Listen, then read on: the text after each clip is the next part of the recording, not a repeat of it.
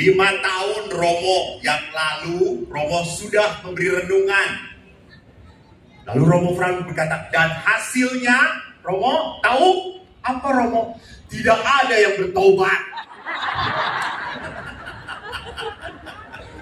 Kalau saya punya pantun beda dengan Monsinyur. Ikan paus, ikan hiu, makan lobster. Tuhan Yesus, I love you forever.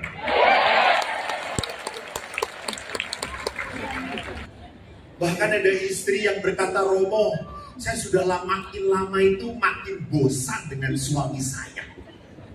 Coba angkat tangan yang mulai bosan.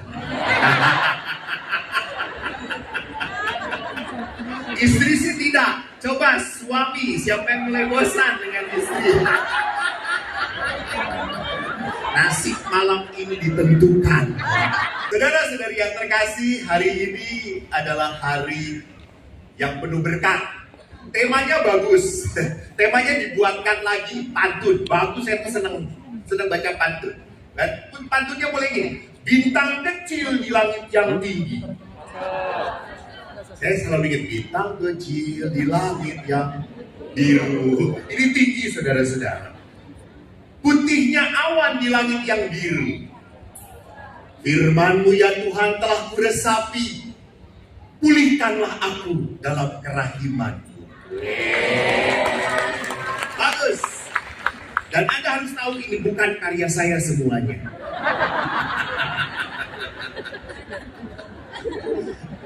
Ya, hari ini kita berbicara tentang kerahiman Tuhan. Anda bisa melihat tidak bahannya?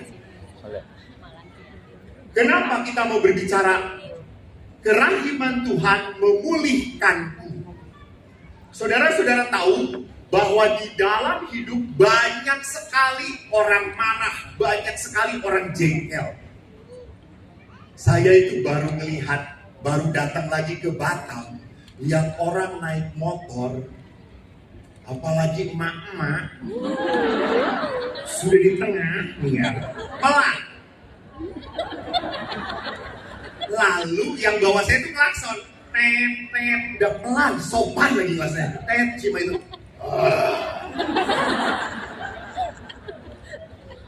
Jadi di dalam kehidupan itu orang-orang sekarang mudah sekali marah, mudah sekali menyinggung.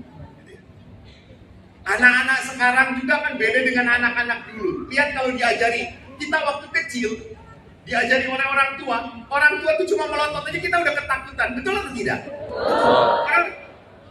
Langsung.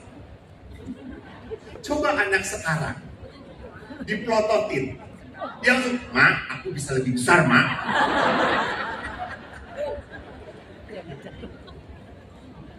Jadi lihat, orang-orang sekarang lebih banyak kerasnya, lebih banyak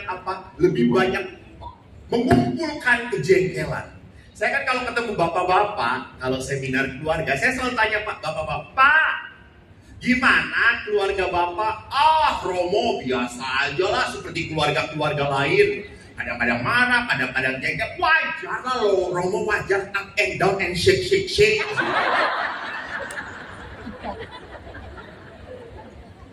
Lalu saya tanya kepada ibu, Bu, bagaimana keluarganya? Menikah dengan bapak, gimana Bu perasaannya? Langsung litani penderitaan.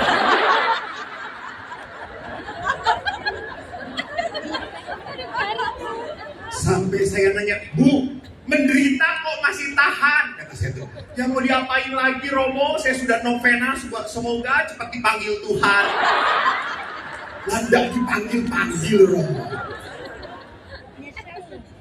Bahkan ada istri yang berkata, Romo, saya sudah makin lama itu makin bosan dengan suami saya. Coba angkat tangan yang mulai bosan. Istri sih tidak. Coba suami, siapa yang mulai bosan dengan istri? Nasib malam ini ditentukan. Jadi beberapa istri lapor pada saya, Romo, saya sudah bosan Romo dengan suami saya. Suami saya itu suka aneh-aneh. diajak ngomong gak nyambung, nyebelin sekali. Lalu terus gimana? Sudahlah, saya suruh janjikan Romo saja ya. Kata saya, sorry kita tidak terima barang second. Mana?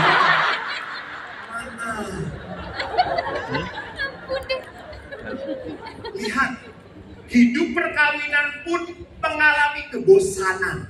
Romo Frank bosan itu tidak? Romo Franz kelihatan bahagia, sukacita. Dulu Romo saya melihat 5 tahun yang lalu tuh Romo penuh penderitaan. Sekarang Romo bahagia, yang menderita umatnya.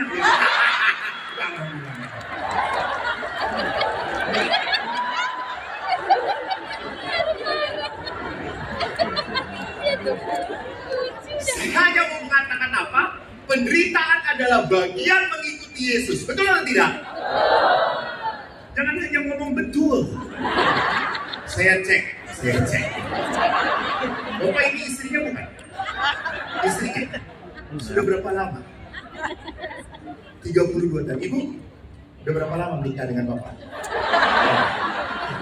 Saya pikir 35. Menikahnya 32 tahun, penderitaannya 35 tahun. Pak, Bapak kan bertetangga toh. Punya tetangga kan? Punya tetangga. Kadang-kadang melihat istri tetangga kan? Bagus jujur Kak, jujur bagus. Ngelihat kan? Pasti ngelirik toh istri tetangga. Ngelirik. Bapak jujur, terima kasih Pak. Pertanyaan saya, kalau ngelirik istri tetangga, kok makin lama makin dilirik makin cantik? Itu godaan atau tantangan? Jangan salah jawab. Malam ini tidur di kolumbarium pasti salah jawab. Godaan atau tantangan? Ingat rumah duka.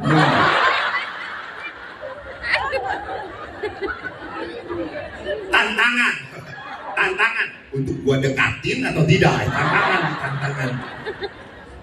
Tapi kalau lihat istri sendiri udah 32 tahun, kok makin lama makin jelek. Ini godaan atau tantangan? Ya betul, Bapak mengatakan ini kenyataan.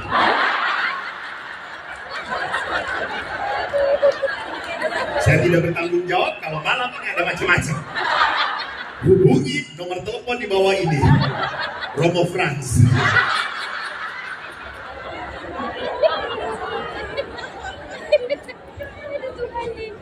Jadi Bapak Ibu lihat, tidak hanya dalam kehidupan, di dalam rumah tangga pun sering kali terjadi permasalahan. Betul.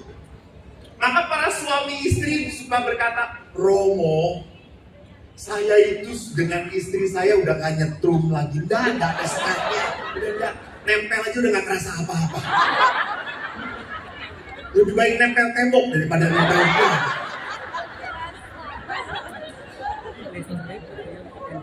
Lalu istrinya juga langsung, emangnya buat ada setrumnya lagi? Juga saya juga gak ada rasa apa-apa kalau udah ketemu kamu. Amin jengkel. Tapi kalau salaman dengan Romo Franz, hati ini berdebar-debar.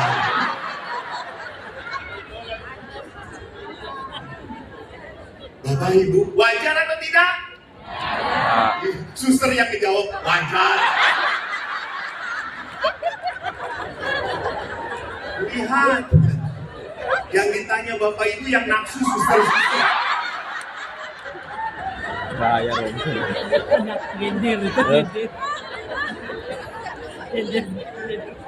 Jadi saudari-saudara terkasih, begitulah kehidupan bersama.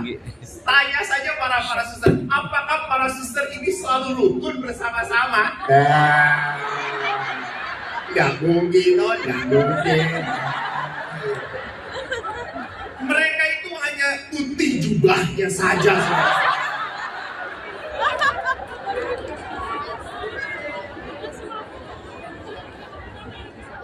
Jadi kalau orang, bayangkan, kalau orang sakit ketemu orang sakit, kacau. Sama, Anda pulang berangkat kerja, baterai Anda full, Istri Anda nonton film Korea, kan gak ada kerjaan. Kan kalau pagi-pagi istri gak ada kerjaan, di roll. Daster tipis, sobek sininya. Romo Frans tertawa. Sering ya.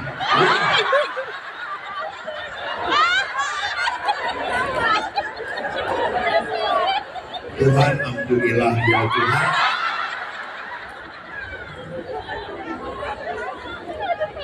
Jadi ibu-ibu lama-lama pun sama.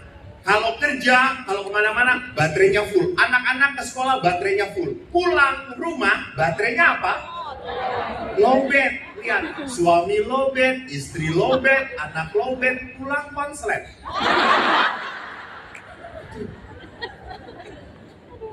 Maka Bapak Ibu, tidak ada sebuah perkawinan yang bisa bertahan tanpa Tuhan.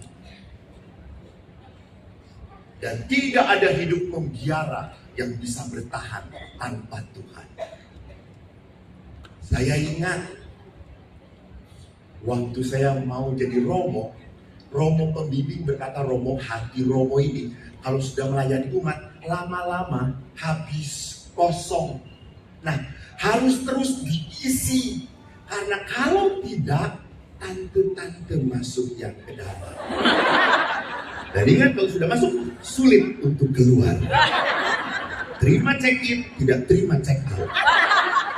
Bapak Ibu, mari kita lihat bagaimana hidup dalam kemurahan hati Tuhan. Kita lihat, kitab suci perjanjian lama bicara apa? Tentang kerahiman Tuhan. Ini gak ada yang ditayangkan kayak. Anda melihat dari mana ya? Bu, makalahnya di mana Bu? Ibu Rida ini pernah ada di sini. Jadi lihat di dalam kitab suci perjanjian lama dikatakan apa? Dalam Mazmur 146. Dia yang menegakkan keadilan untuk orang-orang yang diperas, yang memberi roti kepada orang lapar, membebaskan orang terkurung, membuka mata orang buta, menegakkan orang tertunduk, mengasihi orang benar, menjaga orang asing, anak yatim dan janda ditegakkannya kembali. Namun orang fasik dibengkokkannya. Ya, dalam bahasa Mazmur jelas sekali apa yang dilakukan Tuhan. Tuhan itu berbelas kasih kepada kita. Dan Bapak Ibu tahu Mazmur itu dibuat abad 10 atau kurang lebih abad 10, abad 12 sebelum Masehi. Jadi antara 1100-1200 kitab Mazmur itu ditulis. Sebelum Masehi, sebelum Kristus lahir. Perarakan pastor.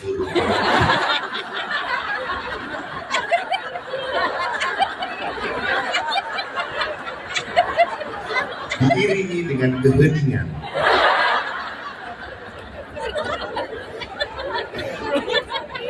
Pastor Frans ada acara lagi. Jadi saya sudah tidak punya sasaran lagi.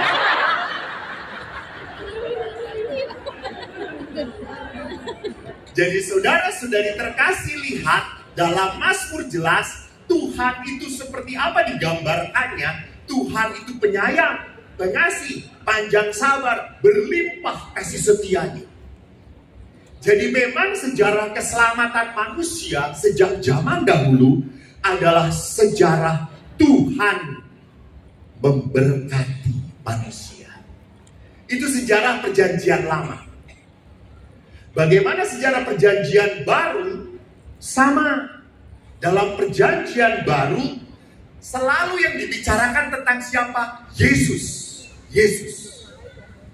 Dan Yesus mengatakan dengan jelas sekali dalam Injil Yohanes, barang siapa melihat aku, ia melihat Bapa.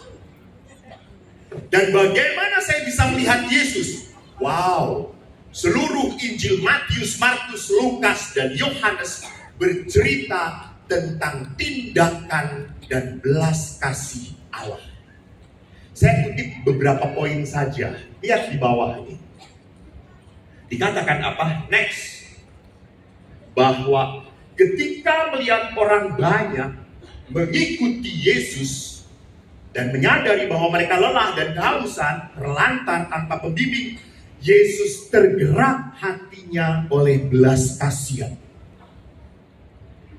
Bahkan pada saat Yesus melihat wanita pendosa, dikatakan apa? Aku pun tidak menghukum engkau. Bapak-bapak, ibu-ibu, lihat gambar kerahiman ilahi ini. Bagus. Gambar kerahiman ilahi ini aslinya latar belakangnya gelap. Dan Yesus pusat. Yesus memandang engkau. Dan saya lihat tangannya. Tangan Yesus memberkati. Tangan Yesus tidak menunjuk. Tidak mengatakan, lu dosa, lu salah, lu ngaco, lu ngawur. Tidak. Tangan Yesus blessing. Lu ngawur, gua berkatin. Lu ngaco, gua berkatin. Lu nggak sayang suami, gua berkatin. Suami lu nggak sayang istri, gua panggil.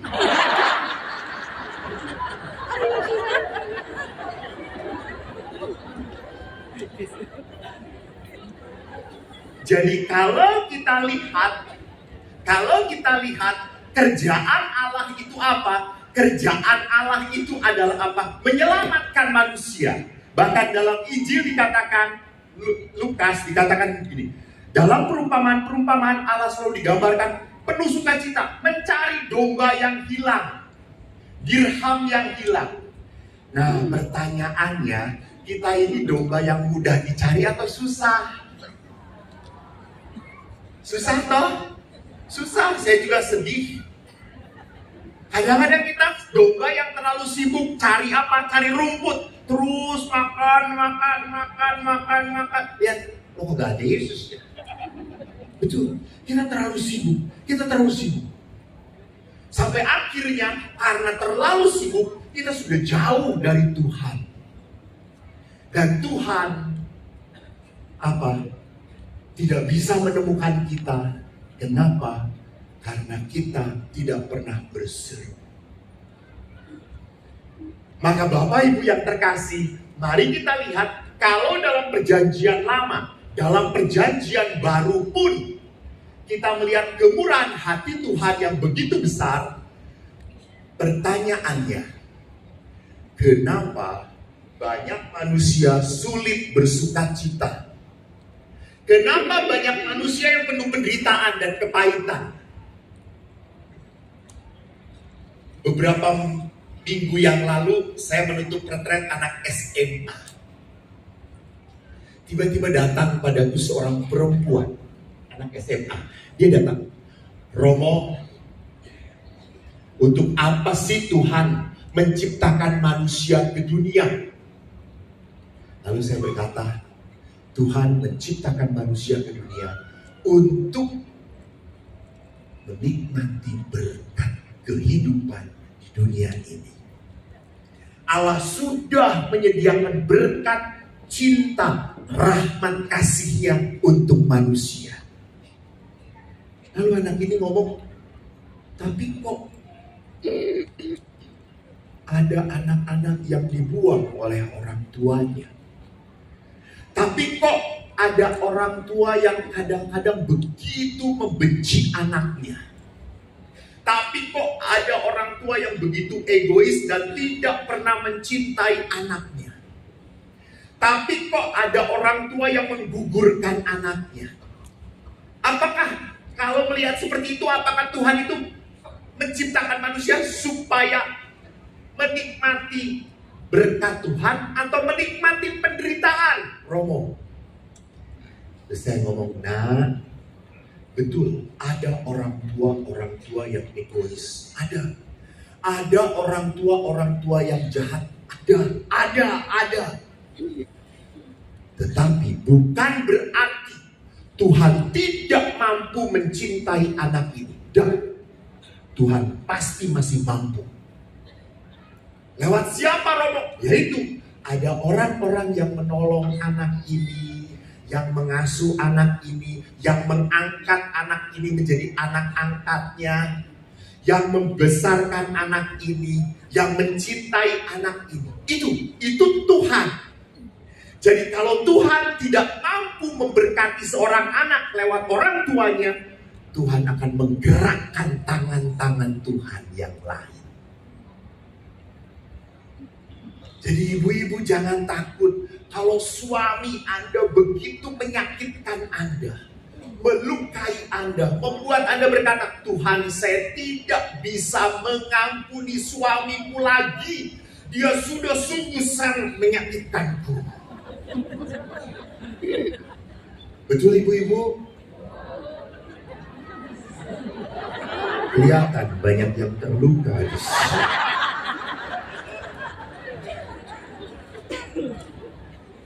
Nah, kalau begitu sudah jangan semuanya saya itu hanya bahagia kalau suami saya berubah, kalau dia jadi baik, kalau dia tambah sayang. Bu, sampai Anda mati tidak akan berubah suami. Anda yang berubah, berubahnya apa? Mati. Jadi Bapak Ibu yang terkasih, pintu berkat Tuhan itu banyak. Mungkin di sini tertutup, masih ada pintu lain yang terbuka. Romo Engmo ini tinggal di Bandung. Dan di Bandung banyak juga yang baik pada saya. Suatu hari ada seorang ibu yang memberi tas mahal, tas itu Einer. Einer. Suster nggak tahu, pasti om miskin kok. Aduh.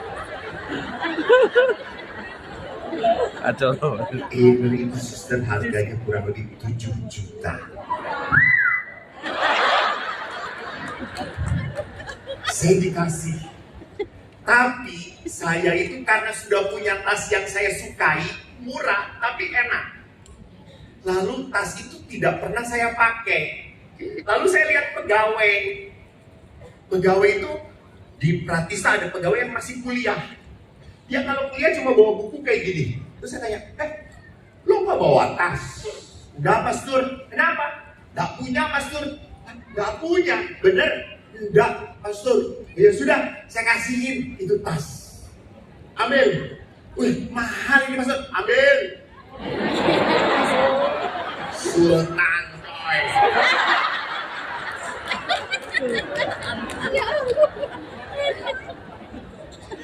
Lalu beberapa minggu kemudian ibu yang ngasih, lihat bahwa tas yang mahal itu diberikan kepada pegawai. Besoknya datang ke pasturan dan ngebelnya kayak mama.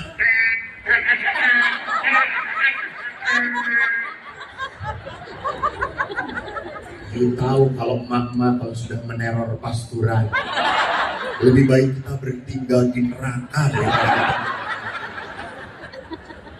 Mama itu saya datangin, Ibu, bagaimana kabarnya? Ibu bilang, Pastor, saya mau bicara. Oh, siap.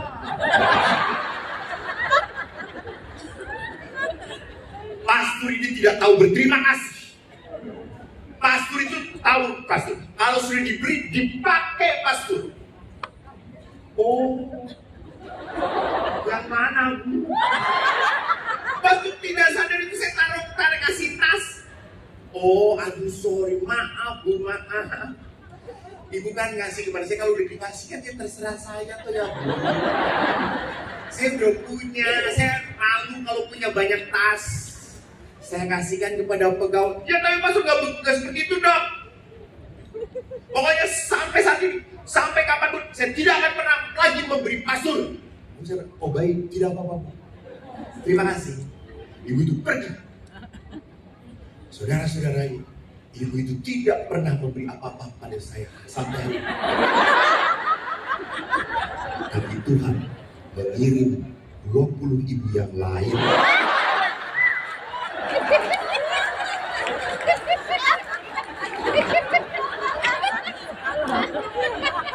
Anak Tuhan tidak pernah ketakutan, coy. Satu tertutup, 20 pintu dibuka oleh Tuhan. Amin atau tidak? Amin. Percaya atau tidak? Percaya tapi tidak terbukti. Apa bu? Saya tadi lihat CCTV waktu kolekte Anda.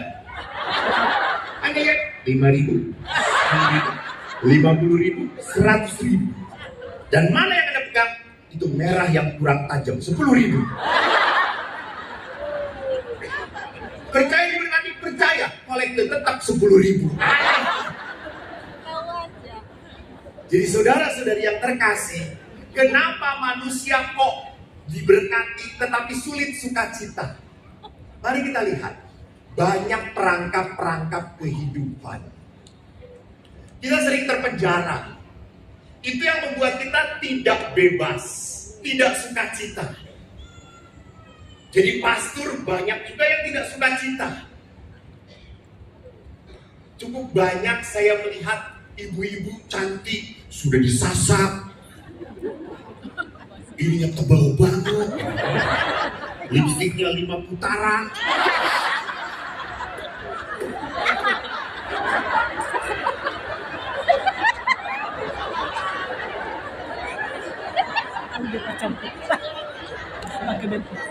Tapi jalan ke gereja. Tuhan. Saya suka berdoa, Tuhan cepat panggilan, nggak ada artinya. Tapi lihat suster-suster tidak pakai lipstik, tidak pakai apapun.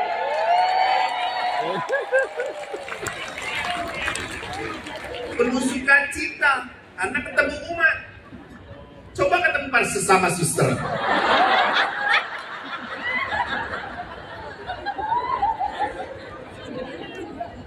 Jadi lihat, ada perangkap-perangkap yang membuat hidup kita tidak sukacita. Nah, berat, selalu berat. Ada oma-oma yang selalu mengeluh, Pastor, aduh saya tuh sakit, perut senat-senut, kepala cepat-cepat, kaki udah kesakitan, semua badan ini sakit. Si oma ini hampir tiap minggu datang sama saya. Suatu hari dia datang. Lalu si oma itu sebelum mengeluh, saya bilang, Oma, diam.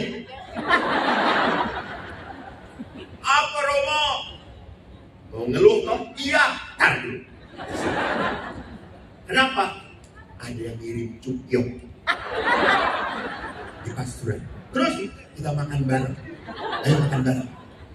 Lalu kita makan bareng. Menikmati sekali itu. Wah, Romo, cukyoknya hancur secipin. Hancur.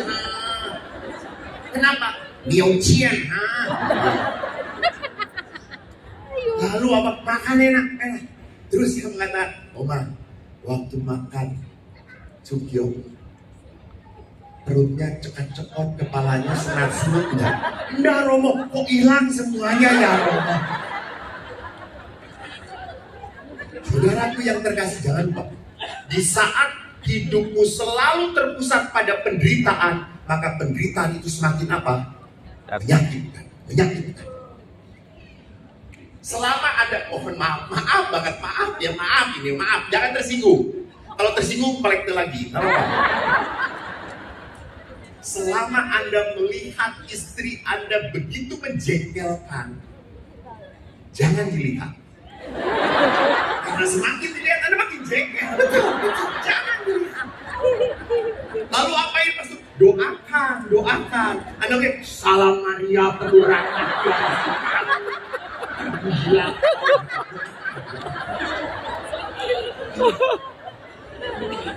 Mana Pak Joko? Doain. Jadi saudara-saudari terkasih, di saat Anda punya penderitaan dan penderitaan itu Anda terus pikirkan, Anda terus lihat, Anda terus pandang, lama-lama Anda jengkel terus. Betul atau tidak? Betul. Contohnya aja, jangan menjengkelkan. Ibu-ibu mau beli tas, dilihat, ih bagus banget. Atau baju. Ibu-ibu kan kalau udah lihat di mannequin, bagus banget tuh.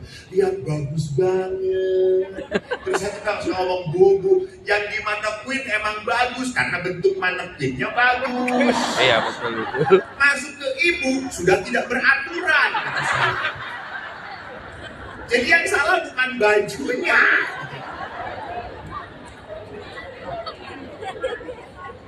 Ibu itu bilang, ih bagus, ih mahal, udah nggak jadi, putar balik lagi ke situ, ih bagus. Jadi kalau orang sudah melihat terobsesi, akhirnya apa? Semakin jatuh cinta. Kalau itu mau, tetapi kalau hal penderitaan, Anda semakin mengeluh terus. Maka saudara-saudaraku, perangkap apa yang ada dalam kehidupan? Lihat, siapa yang tidak butuh uang, angkat kaki dari tempat.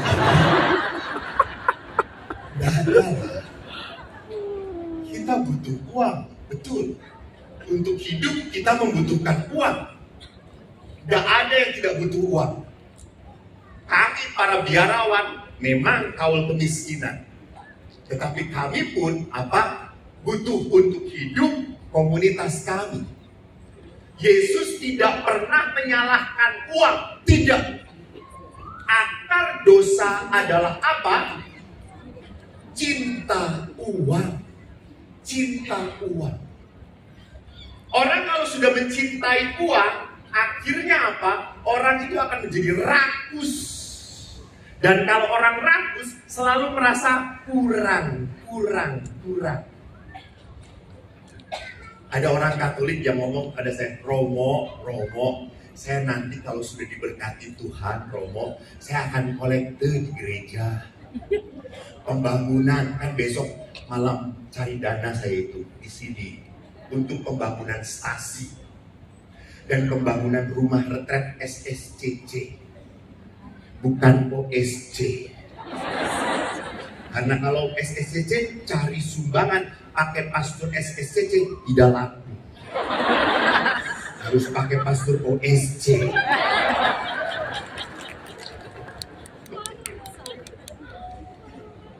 Lalu saudara-saudara yang terkasih, ada orang bilang, saya akan nyumbang kalau saya punya banyak uang. Bapak Ibu, jangan omong kosong. Orang semakin banyak, semakin pelit. Betul. Orang semakin banyak, semakin takut kehilangan. Karena semakin banyak, ini tuh hasil kita, ini tuh hasil capek kita. Kita harus ngumpulin.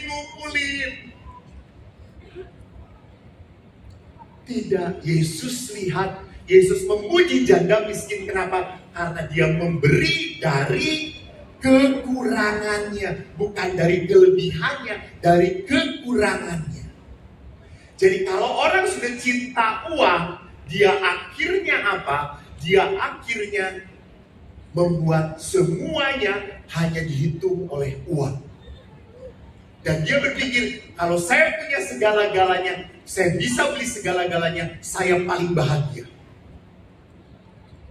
Saudara-saudari, suatu saat saya diundang oleh keluarga. Kalau keluarga Bandung ya di Bandung ya, bukan di Batam ya. Saya di Batam nggak tahu. Di Bandung kalau undang Romo pasti untuk makan-makan. Nggak ada umat undang Romo untuk olahraga. Nggak ada. Kalau diundang suster-suster, Romo diminta traktir mereka. Jadi suatu saat saya diundang oleh sebuah keluarga makan steak mahal banget, suster mahal.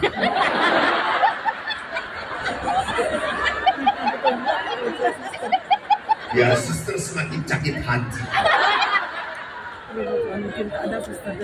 Steaknya itu suster satunya 1.700.000. Mahal. Saya diundang oleh bapak, ibu dan anak. Dan waktu sticknya datang pakai hot stone, ngerti nggak suster hot stone? Bukan batu zaman megalitikum itu panasin, hot stone. Wah, dagingnya tuh tebal, juicy banget dari harumnya. Sudah air liur. Saya tuh lihat, lalu bapak yang undang saya itu langsung, "Hai Romo, sudah datang makanannya kita semua. Ayo makan, silakan Romo. Ayo makan. Nih, Nana makan." Anaknya kecil. Lalu dia makan. Saya itu tidak biasa langsung makan. Saya berdoa dulu. Saya berdoa sendirian. Lalu anaknya yang kecil itu ngeliatin saya. Lalu setelah doa, anak itu tanya pada saya, "Romo, emang kalau sudah doa sticknya makin enak?" Ya enggak lah. Emang kalau sudah doa sticknya berubah? Enggak. Lalu kenapa Romo berdoa? Nah, Romo itu berdoa karena saya bersyukur pada Tuhan, bersyukur. Tuhan, terima kasih saya boleh makan stick yang paling enak ini. Saya baru pertama kali, Tuhan, terima kasih. Lalu anak itu berkata, "Oh, Romo baru pertama kali?" "Iya." Terus anak itu berkata, "Saya sih tiap minggu." Saya langsung berkata dalam hati, "Asu."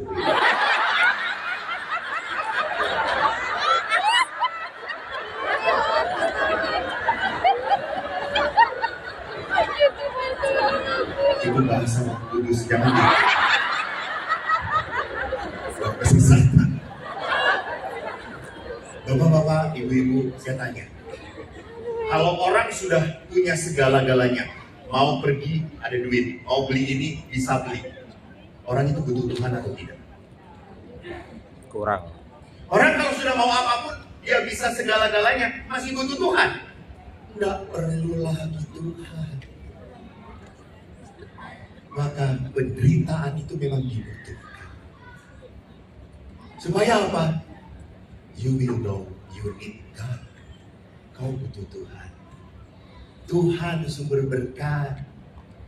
Jadi orang itu memang perlu miskin, perlu tidak punya apa-apa. Supaya apa? Butuh Tuhan, butuh Tuhan. Ini permasalahan, salah satu permasalahan di kota Batam.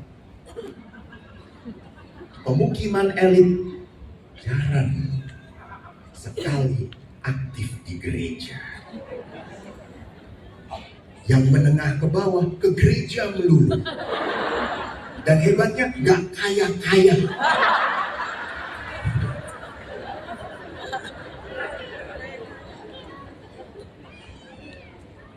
Jadi memang jangan pernah lupa kita dibiarkan Tuhan punya penderitaan, punya sakit, punya permasalahan. Kenapa? Biar ke gereja. Jangan lupa di dalam kitab suci, semua mujizat berawal dari apa?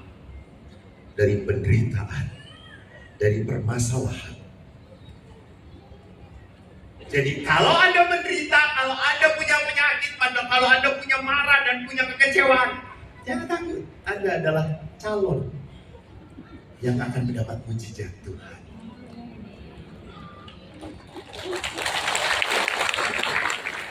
Jadi Bapak Ibu yang terkasih, mari kita lihat bahwa manusia itu butuh Allah, betul. Kita selalu minta Tuhan berkati, tolong beri berkat. Tapi jangan pernah lupa, Anda pun harus lebih dekat kepada Sang Pemberi berkat. Bukan hanya pada berkatnya saja, dekatlah pada Sang Pemberi berkat. Karena ingat, Anda akan kembali pada siapa? Sang Pemberi berkat. Saya ingat sekali, kemarin malam saya mimpi, saudara-saudara. Mimpinya apa? Karena saya ada di Batam, tiba-tiba kok saya mimpi tentang Batam. Karena saya diundang oleh Paroki Santo Petrus, saya mimpinya tentang umat Santo Petrus. Pak Alphonse masuk surga, saudara-saudara. Lalu pada saat Pak Alfon mau masuk surga, dia bertemu dengan Santo Petrus karena pelindung parokinya Santo Petrus. Lalu Petrus berkata, Alfons, hidupmu di dunia sudah baik, banyak pelayanan. Masuklah ke kerajaan Bapamu. Alfons, jangan lupa, setiap anak-anak yang begitu baik akan diberi kendaraan di sini. Dan Pak Alfons diberi Innova oleh Tuhan. Pada saat Pak Alfons mau naik Innova, dia lihat ibu pembantu gereja, Ibu Vero, naik Mercy. Waduh. Dia protes pada Santo Petrus. Santo Petrus, bagaimana ini? Saya lebih berbakti daripada Ibu Vero. Kenapa dia diberi Mercy, saya mau Innova? Lalu Santo Petrus, aduh maaf, saya tidak tahu. Itu urusan Bapak Suci. Allah Bapa di surga. Lalu Pak Alfons dengan menggerutu, jadi di surga juga bisa menggerutu, naik mobil Innova. 2 hari kemudian kembali lagi ke Santo Petrus, tapi wajahnya sukacita. Sampai Santo Petrus kaget, loh kenapa sekarang kok bersukacita? Terima kasih Santo Petrus, saya melihat Romo Frans pakai sepeda.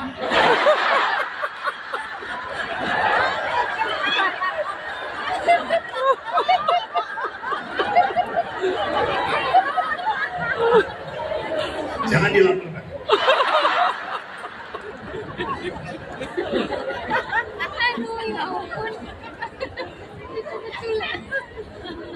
Jadi mending Romo Frans sepeda, saya jalan kaki coy. Kata Tuhan, ini selalu menghina ya. Jadi lihat Bapak Ibu, hati-hati karena uang pemberian Tuhan kadang-kadang membuat kita bukan semakin dekat pada Tuhan, tetapi semakin menjauh dari Tuhan. Kita lupa. Kalau kita sudah diberi berkat, jangan pernah lupa untuk dekat dengan Sang Pemberi berkat. Itu sumbernya itu Tuhan. Ini tuh cuma alatnya. Jangan melupakan sumber berkat. Jangan meninggalin sumber berkat. Lu mati lu. Bapak Ibu, sebagai pastor, saya pun harus banyak dengan sumber panggilan siapa? Tuhan. Karena apa? Umat itu banyak menggoda pastor. Kalau tidak umat, ya suster lah.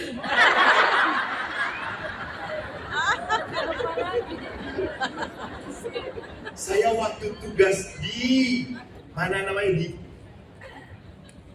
Jakarta, umat-umat, apalagi di Filipina, umat-umat itu tante-tante datang ke gereja, intinya turun, intinya naik. Nah, saya kalau konsultasi masa, Bu, ada apa Bu? Datang. Saya lihat gagal fokus jadi gitu. Antara masalah dia atau masalah saya.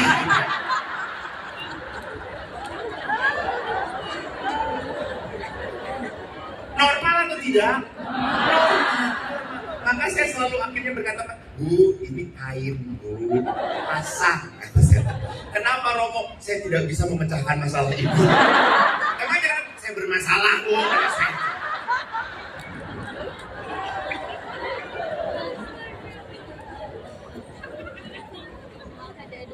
Jadi kalau selama saya sebagai imam tidak dekat dengan sang sumber, maka saya pun akan lost, you will lost. Kedua adalah apa? Perangkap kedua adalah kemarahan, benci, dendam.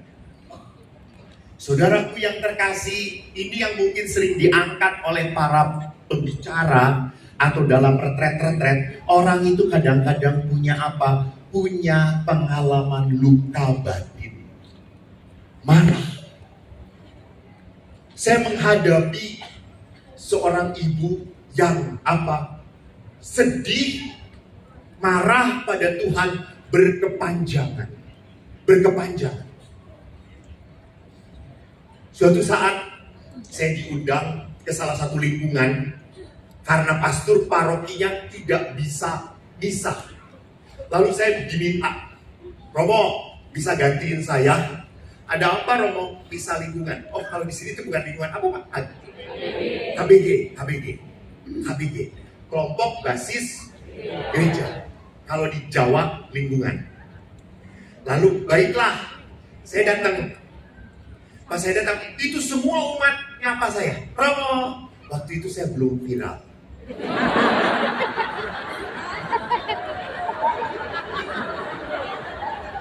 Karena biasanya kalau datang sudah foto.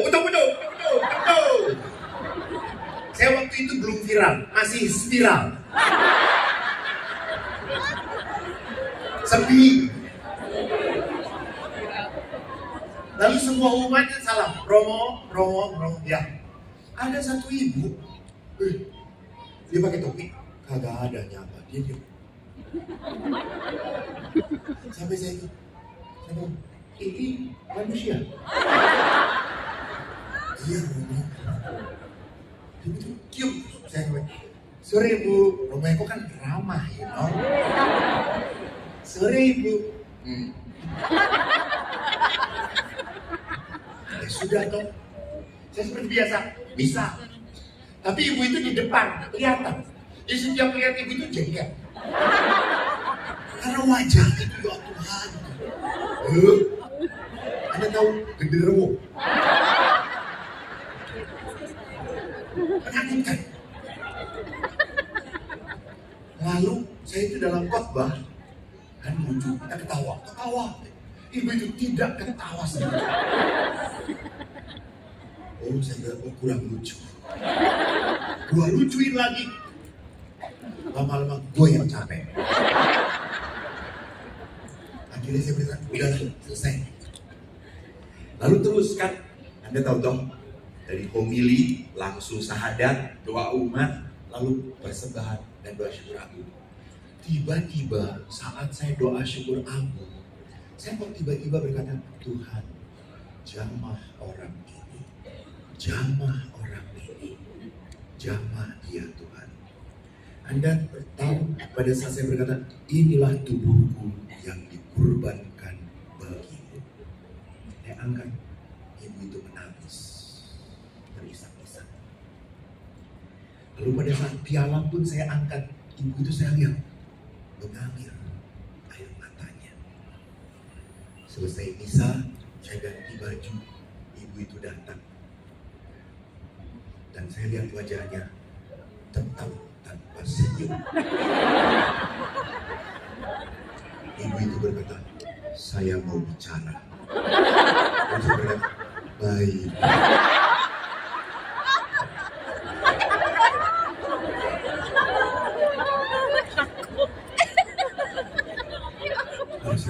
Bu, saya bereskan baju. Saya mau sekarang. Ya.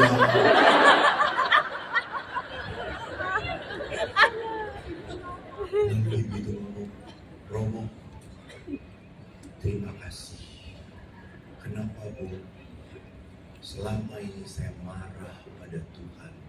Saya kecewa pada Tuhan. Saya sudah aktif ke gereja Romo. Saya selalu berdoa, saya misa terus tidak pernah kurang. Dan saya kecewa 1 tahun ini, tahun yang lalu, percis bulan ini, saya divonis kanker payudara stadium 4. Romo tahu payudara saya sudah diangkat 1. Terus saya lihat, pelan-pelan.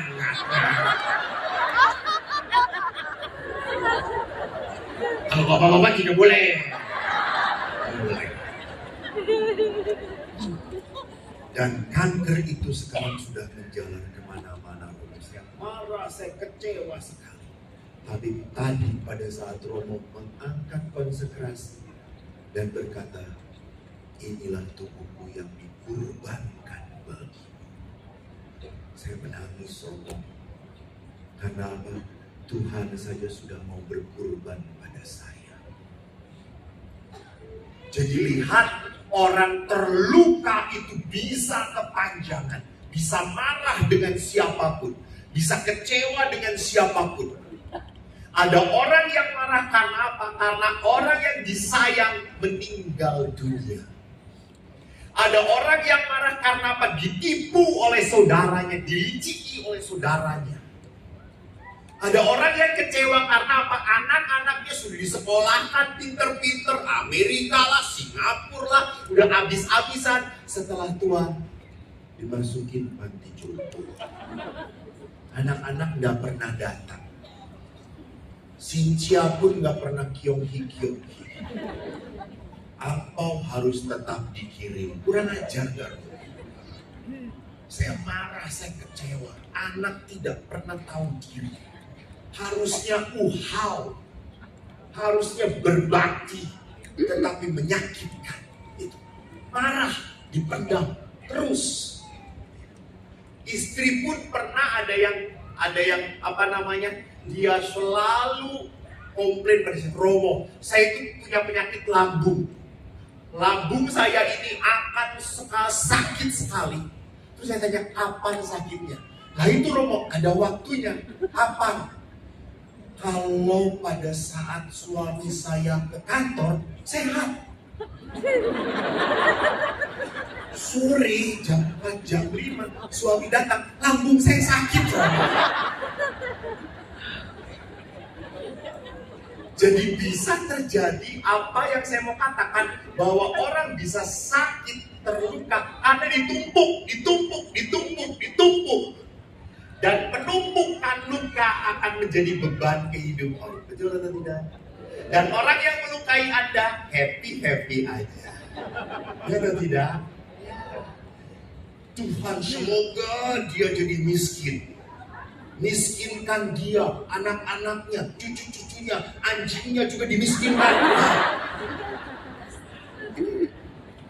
Ada orang sakit hati, menumpuk, akhirnya apa? Kita yang akhirnya habis.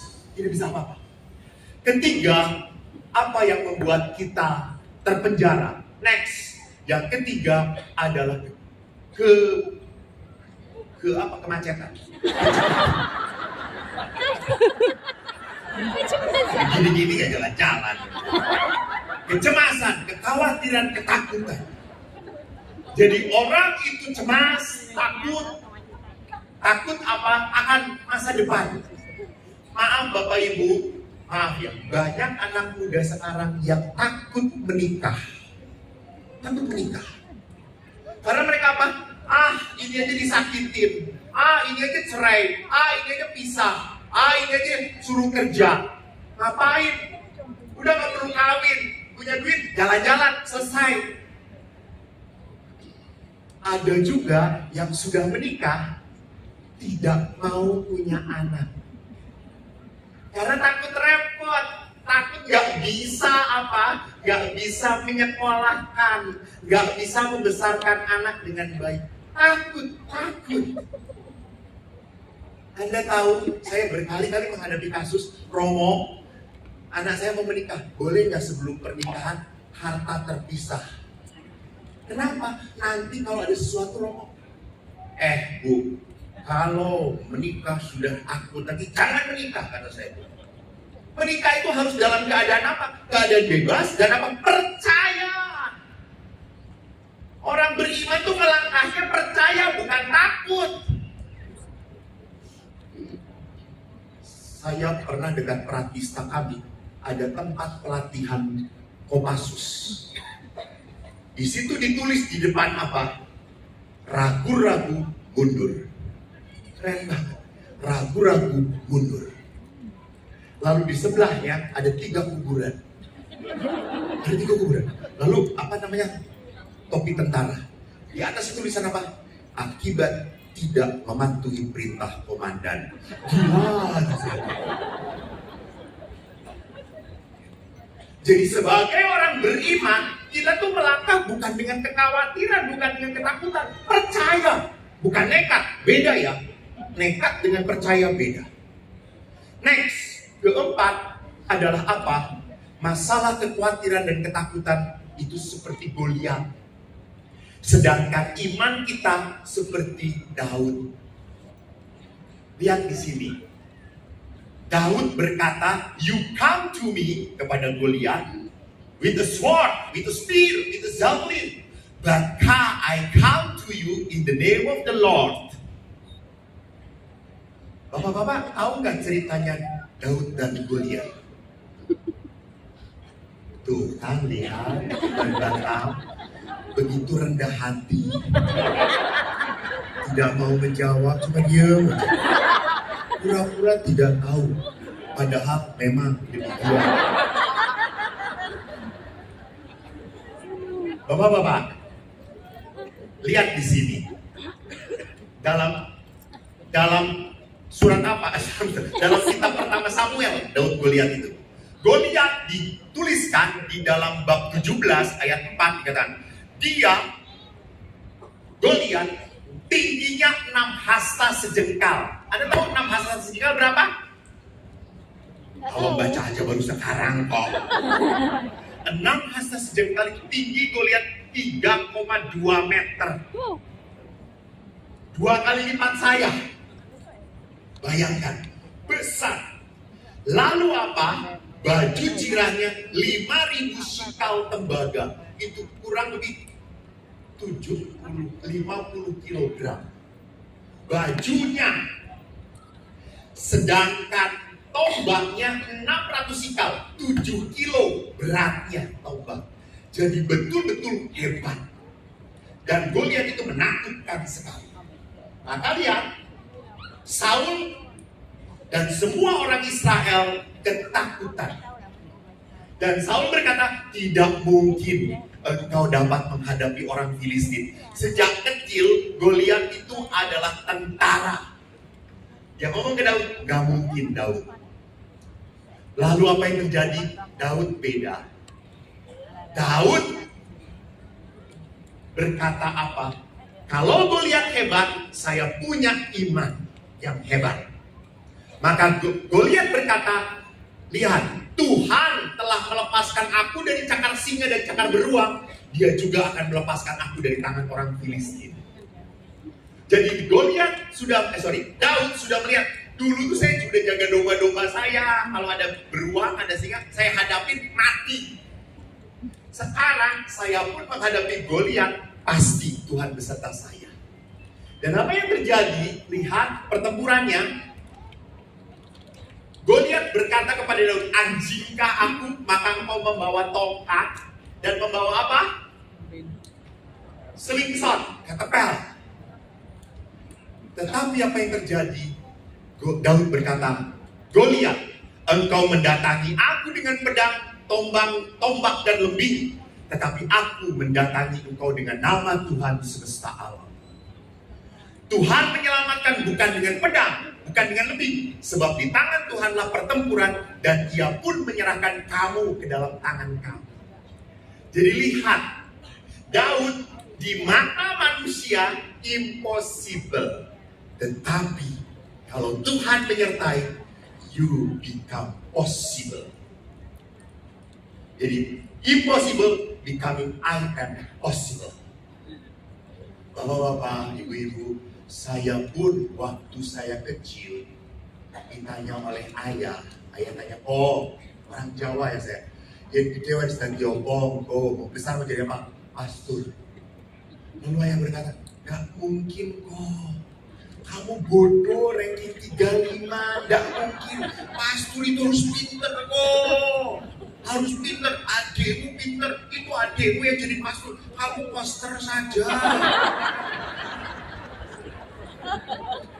Tapi saya tetap ingin jadi pastor. Saya ingin jadi pastor. Nggak mungkin kamu bodoh. Nanti malu-maluin umat Katolik. Oh, punya pastor bodoh.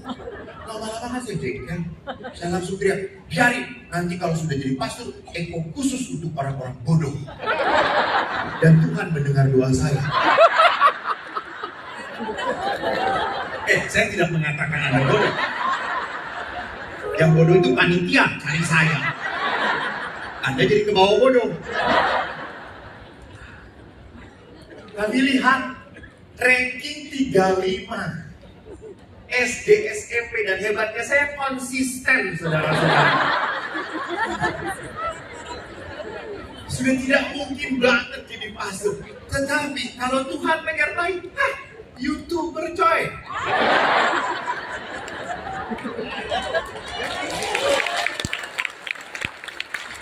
Kalau Tuhan menyertai, tidak ada yang mustahil. Saya itu selalu bukan Romo, terima kasih ya Romo. Kalau Romo menjelaskan itu selalu jelas. Karena saya bodoh. Kalau saya bodoh dan saya menjelaskan Anda tidak jelas, berarti Anda di bawah saya. Ya betul atau tidak? Karena saya bodoh, saya tuh menjelaskannya jadi gampang. Karena sebagai orang bodoh, itu berkat dari Tuhan. With God, there is no impossible thing. Nah, Bapak Ibu yang terkasih, maka mari kita lihat, kalau Tuhan beserta Goliat, maka saya akan mengatakan Tuhan pun menyertai kita. Amin. Maka Bapak Ibu, kalau Tuhan menyertai kita, mari kita lihat. Apa kata Tuhan? Bersukacitalah. Bersukacitalah. Dan dikatakan apa? Janganlah kamu khawatir. Nyatakan segala sesuatu dan keinginanmu pada Allah dalam doa dengan ucapan syukur. Lihat, saudara-saudara, jangan khawatir. Kenapa? Karena kekhawatiran itu tidak masuk akal. Kenapa tidak masuk akal? Kalau yang nggak bisa dirubah ya sudah. Ibu-ibu, Anda bisa merubah suami Anda? Tidak bisa.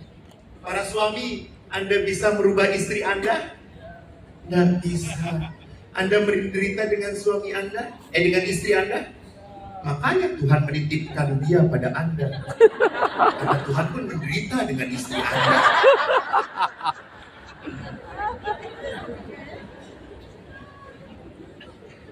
Anda bisa merubah pasangan Anda? Ya. Siapa yang bisa dirubah? Diri sendiri, saya. Jadi kalau saya sakit hati, kecewa pada orang, saya tidak akan pernah beres kalau saya tidak membereskan diri saya. Kalau saya menuntut dia yang harus berubah, dia yang harus jadi baik, Anda capek sendiri. Anda yang harus membereskan. Jadi orang yang namanya khawatir itu tidak masuk akal. Dan ketiga apa? Tidak hanya unimportant, tetapi juga apa? Unnatural. Jadi manusia itu lahir ke dunia tanpa kekhawatiran. Percaya atau tidak? Lihat, ada nggak bayi lahir ke dunia langsung mikir, aduh besok sekolah di mana ya? Saya kawin dengan siapa ya? Nanti jadi apa saya? Ada nggak? Bayi lahir ke dunia, senang. Jadi orang itu punya kekhawatiran karena apa? Pengalaman kecewa, pengalaman sakit. Maka yang kedua, apa yang saya mau katakan tadi dikatakan di sana, bicarakan segalanya dengan Tuhan. Bapak Ibu, kalau anak Anda panik, berdoalah. Kalau Anda khawatir, nyanyikan puji-pujian. Jadi kalau Anda sedang sedih, sedang punya masalah, jangan dipikirin terus, makin jengkel. Kalau Anda punya masalah, punya kesebelan, jangan lalu Anda lari ke drama Korea, makin sedih. Karena suami Anda tidak seganteng artis Korea. Jadi kalau Anda sedang khawatir, sedang takut, sedang gelisah, puji-pujianlah. Nyanyikan puji-pujian. Ya jangan nyanyi liturgi gitu ya. Lalu sedang sedih, lalu nyanyi saudara, mari semua hadaplah. Nggak nyambung. Nyanyikan puji-pujian. Bayangkan, di saat Anda sedih, Anda langsung bernyanyi. Saat keadaan sekelilingku ada di luar kemampuanku, ku berdiam diri mencarimu, doa mengubah segala sesuatu. Saat kenyataan di depanku mengecewakan perasaanku,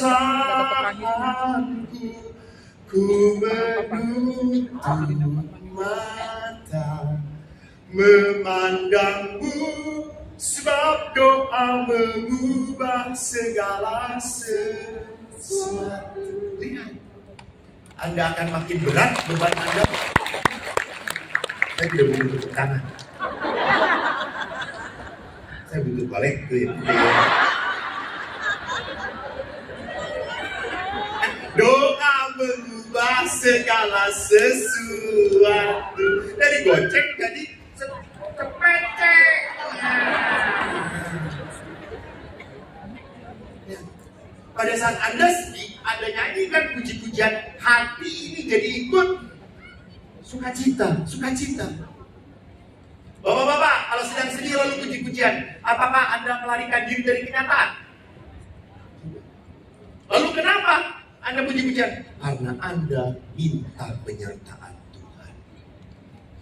Tuhan, saya sudah tidak kuat, saya sudah tidak bisa. Please, saya bisa bunuh diri, saya bisa lari. Please Tuhan. Bapak-bapak, terakhir, beberapa bulan yang lalu, saya sudah capek di rumah retret. Dari pagi sampai malam, saya pelayanan untuk anak-anak. Saya ke kamar baru pukul 8:30 malam. Aduh, badan ini sudah ringsek. Dan kalau bapak-bapak kan enak, ada yang pijitin. Saya cuma ada pintu yang saya kasih balsam dan gosok-gosok.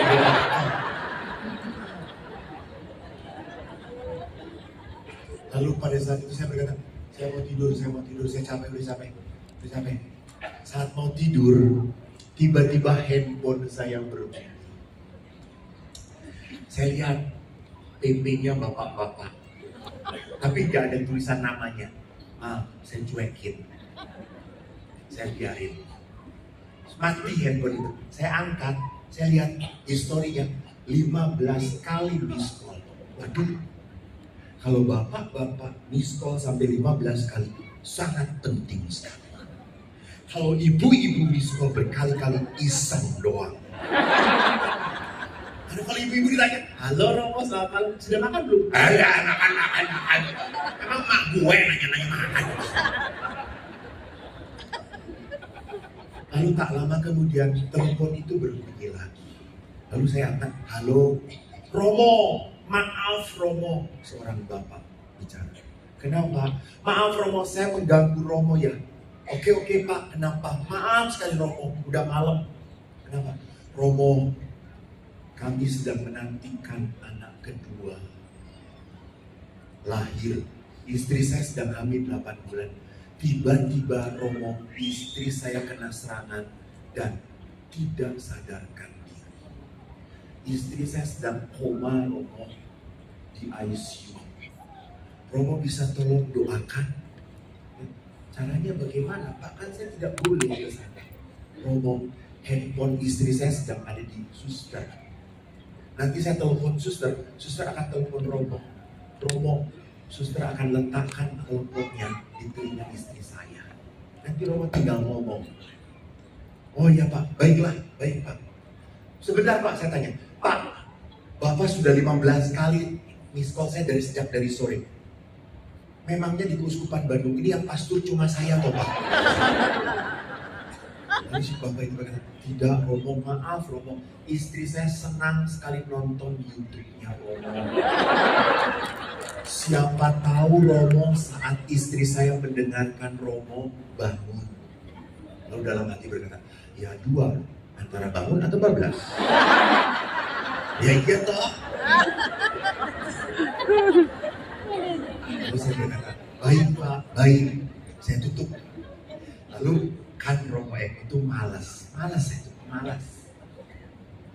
saya berkata, lah kan sepatu ini toh kan nggak sadar. Mari, Bu, saya doakan ya dalam nama Putra dan Roh Kudus, amin. Terus saya ketukan, capek, gue malas lah. Terus sambil nunggu telepon, saya duduk di meja belajar saya. Di meja belajar saya itu ada rosario, ada arca Bunda Maria dan salib. Anda tahu saya lihat Bunda Maria gini.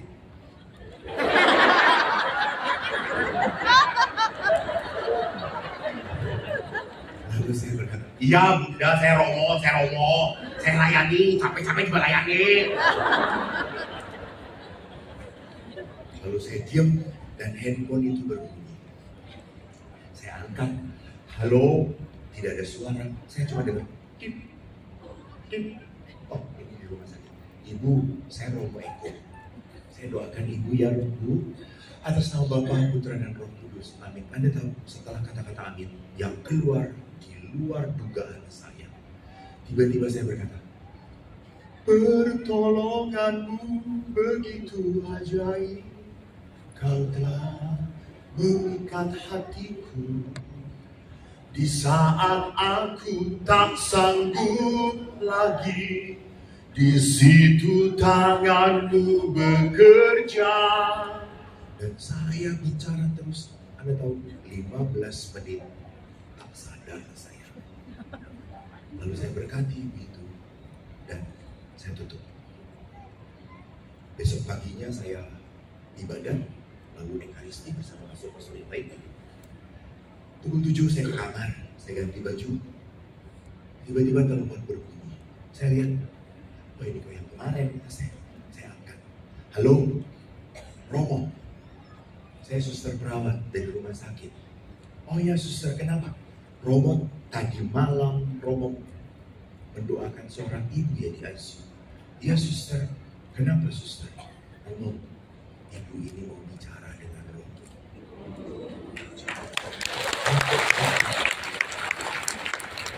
Dan hebat, ibu itu berkata, Romo, dengan pelan sekali.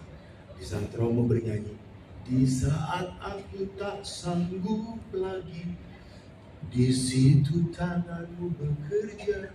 Saya bangun, Romo, saya bangun. Dan ibu ini sekarang anaknya sudah lahir. Walaupun 8 bulan waktu dikandung, lahir inkubator, anak ini sehat. You see, tidak ada yang mustahil dengan Tuhan. Kenapa?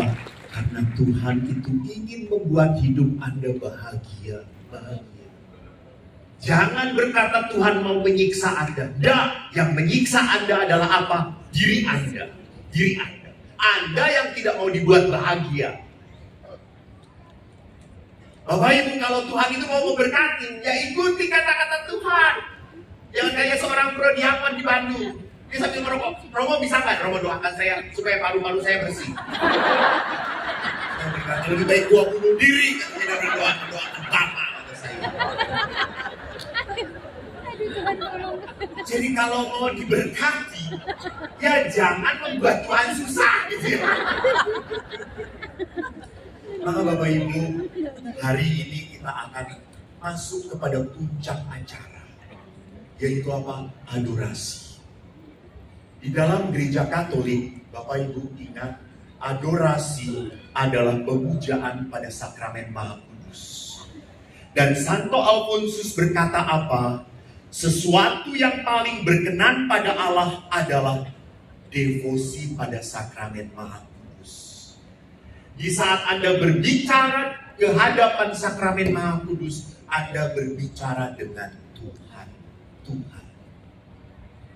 Jadi di dalam Ekaristi Anda menerima tubuh Kristus, dan di dalam adorasi Anda menyembah dan berdoa pada Yesus. Maka Bapak Ibu, maka dalam adorasi nanti, apa yang bisa Anda lakukan? Anda bisa mencurahkan beban Anda. Tuhan, saya kecewa. Tuhan, saya marah. Tuhan, saya punya penyakit yang tak tersembuhkan. Peganglah badan Anda yang sakit. Minta Tuhan salurkan penyembuhan pada badanku yang sakit.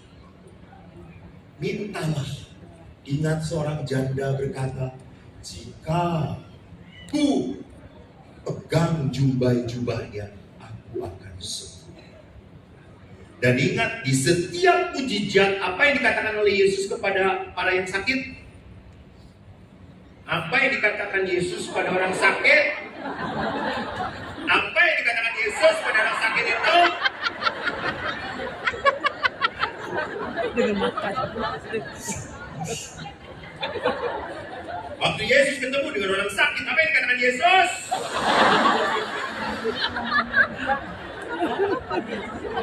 Imanmu. Imanmu. Kok sembuh, sembuh. Yang sucinya tersesat, Pak. Imanmu menyelamatkan. Jadi lihat Yesus dengan apa? Iman. Iman Tuhan tolong. Kalau Tuhan mau, terjadi. Maka saudara-saudara, nanti pun saya bersama Romo Filipus akan mengarak sakramen Maha Kudus dan akan memberkati. Sembah, sujudlah dan mohonlah mujizat itu sungguh nyata mengalir dalam hidup Anda.